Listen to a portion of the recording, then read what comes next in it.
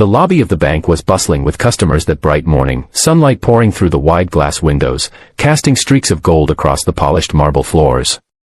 Men and women in business attire tapped impatiently on their phones, shuffling papers, and glancing at the wall clock as they waited for their turn. In the midst of this polished environment, a man who looked completely out of place stepped inside. His name was Mr. Harlan, a tall, elderly figure with a weathered face, gray beard, and clothes that looked as though they had seen decades of hard work. His checkered shirt was faded, his jeans torn in places, and a straw hat shielded him from the blazing sun outside. He moved slowly, clutching an old leather wallet in his calloused hands, his presence drawing curious stares from those around him. This wasn't the first time Mr. Harlan had entered a bank, but the weight of the looks he received always made him want to shrink into the ground. The wealthy clients in their crisp suits glanced at him with a mixture of pity and judgment. Even the staff seemed reluctant to meet his eyes. But today, he had come for something simple. He wanted to check his account balance, just to make sure everything was as it should be. He had worked his whole life in silence, never flashing his wealth or boasting about his success, and that decision often left him underestimated. As he stood in line, the bank's branch manager, Victor Moreau, walked out from his glass office. Victor was everything Mr. Harlan wasn't: young, handsome, and immaculately dressed in a dark blue suit with a red tie.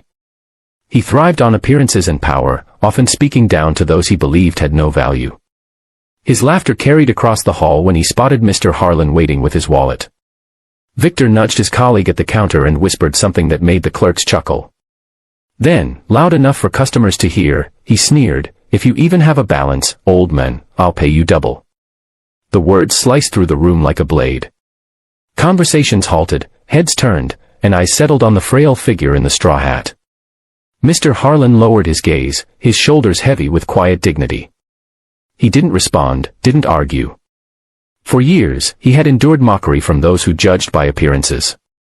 The pain of being seen as worthless was familiar, but that didn't make it easier.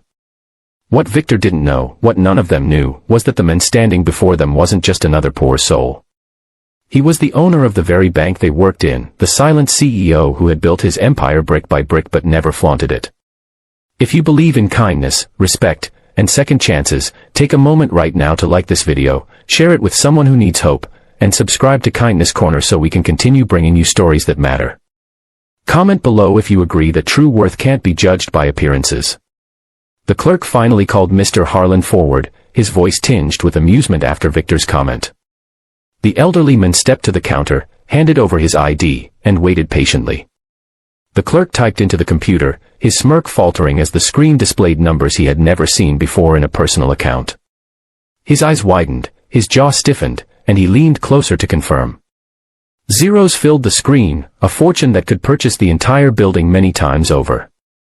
His hands trembled slightly as he whispered, "Sir, your account," before stopping himself, realizing Victor was watching. Victor, sensing something was off, strutted forward with a laugh. "Come now, don't tell me he actually has something in there." But when the clerk hesitated, Victor snatched the paper being printed and froze mid-laugh. His face paled as he read the balance, his arrogance evaporating like mist under the sun. His hands shook as he realized that this man he mocked was not only wealthy but the very person whose approval determined his career. The bank fell silent. Customers leaned forward, whispering to one another, while staff exchanged nervous glances. Mr. Harlan, still calm and quiet, retrieved the paper slip, folded it, and slid it into his wallet. His voice was steady, carrying a power that came not from loudness but from truth.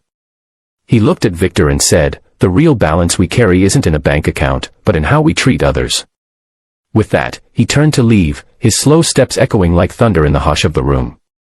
Victor's chest tightened. His face burned with shame, and suddenly every polished surface around him felt like a mirror reflecting his cruelty. The laughter he had once cherished as power now rang in his ears as disgrace. Customers who once admired his confidence now eyed him with contempt. Staff who followed his orders now saw him for what he truly was, a man who mocked the humble and bowed only to wealth. But Mr. Harlan wasn't finished. Before he reached the door, he paused, turned slightly, and addressed the entire lobby. His voice carried warmth now, an echo of kindness that filled every corner. "I grew up with nothing. Every dollar I earned came from sweat, sacrifice, and patience.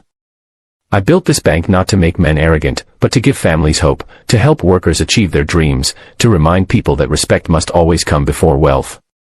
If you see someone who looks worn or tired, remember, you know nothing of the storms they've survived. Treat them with the dignity you'd want for yourself.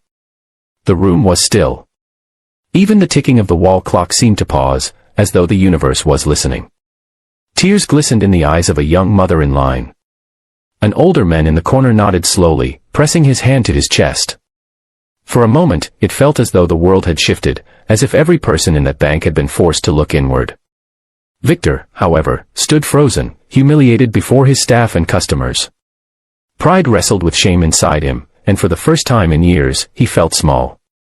But more than that, he felt broken, realizing he had built his career on arrogance instead of service. Mr. Harlan left the building without another word, his quiet figure stepping into the sunlight, leaving a silence behind him that felt heavier than any reprimand. That afternoon, whispers spread like wildfire. By the evening, news of the event had reached the top of the corporate tower, and within days, Victor was called into a meeting with the board.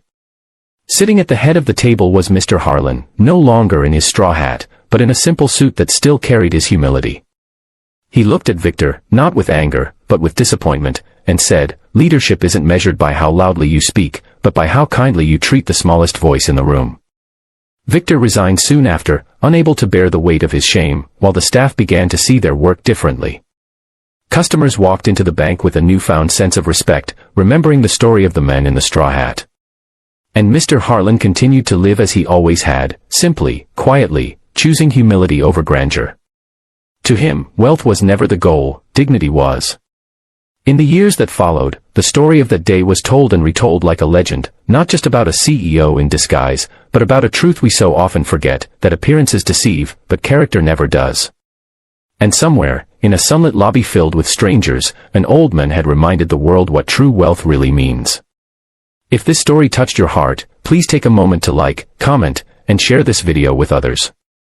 Don't forget to subscribe to Kindness Corner for more stories that remind us of the power of kindness and respect.